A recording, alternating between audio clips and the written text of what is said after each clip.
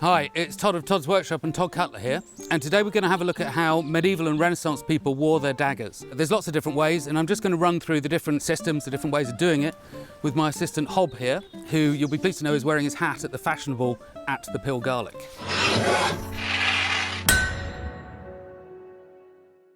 Now, the first thing to say is that, of course, there's no standardised way of doing anything.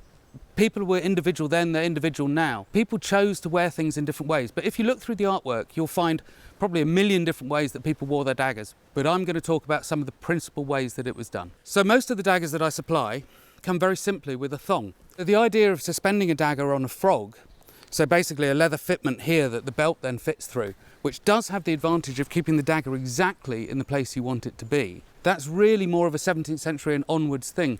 Before that, the ways of wearing a dagger were much more personal. They were cobbled together by the individual. They were just done how the person wanted to do it. So nobody can come up to you and tell you that that's wrong, really, unless you're wearing a frog. If I'm wrong about the frog, please send me pictures, but that's my understanding of it. The most simple way of doing it, this is a Mary Rose bollock dagger, so a mid 16th century dagger. The thong has got a knot in the end here. The belt is very simply just passed through. And Hob, if you could put that on. Now what it does mean, of course, is that the knife dangles around a lot, and you'd intuitively think that that's a really bad system. But actually it does have advantages. So you can see that the whole knife is free to move. It does mean that when Hob is passing through doorways and sitting down in chairs and things like that, the knife will tend to move out of the way. If any of you have worn a long dagger sitting down in chairs, it can be quite problematic as an example. Again, if you're moving past things, this has some freedom to move out of the way and not get caught up. So it's not as daft a system as it seems. Hob, can you just whip the belt off again? Now, just passing the thong through allows Hob to move the dagger into different places. And if you're a working man, that can be quite useful.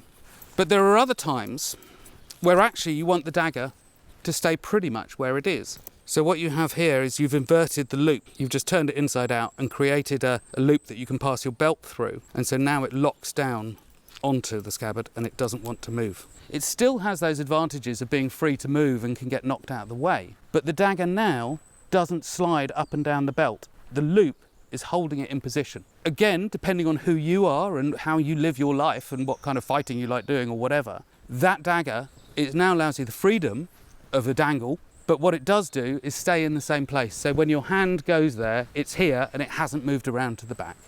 So we're now going to switch on to another dagger. Here we have an early 15th century bollock dagger, and this one has had a couple of slits cut in the back of the scabbard, and the belt has passed through that. It's a double layer scabbard, so it doesn't interfere with the blade going in and out, but they still did it like that anyway, even on single layer scabbards.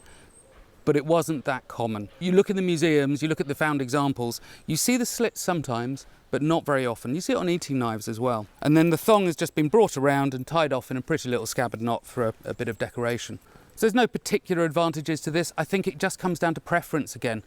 Do you want your knife a little more free-flowing? Do you want it absolutely locked solid? That probably depends a lot on the trades that you were doing as well. You know, if you're a clerk or something, you're sitting down most of the time and it's a shortish dagger, you can probably get away with that.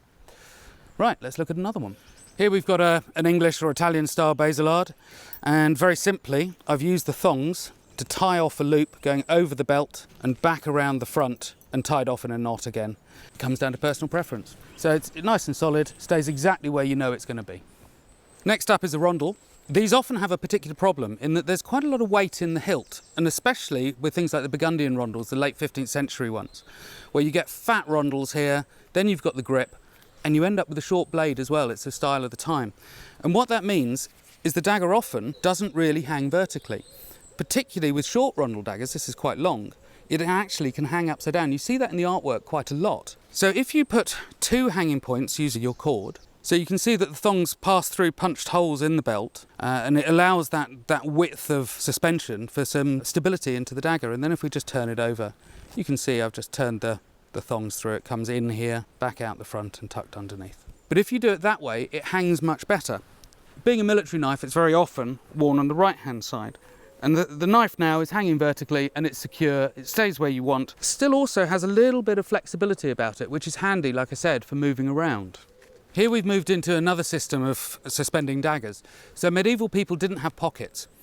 So all their bits and pieces were carried in their pouches and so on. So you've also got eating knives and daggers. There's quite a lot of stuff dangling off your belt. So often you see it where people condense that. And all I've done here is just push the dagger through the suspension loops on the pouch. So now you have a single unit that you can pick up and put on in the morning or whatever. So hob.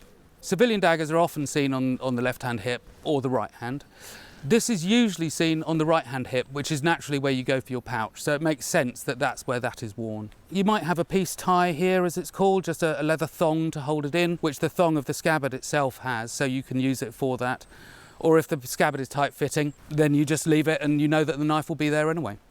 Another way of wearing it with the pouch is wearing it vertically this way. And this has been done slightly differently again. So rather than threaded through, the owner of the pouch has cut a couple of slits in the back of the pouch here that the dagger passes through.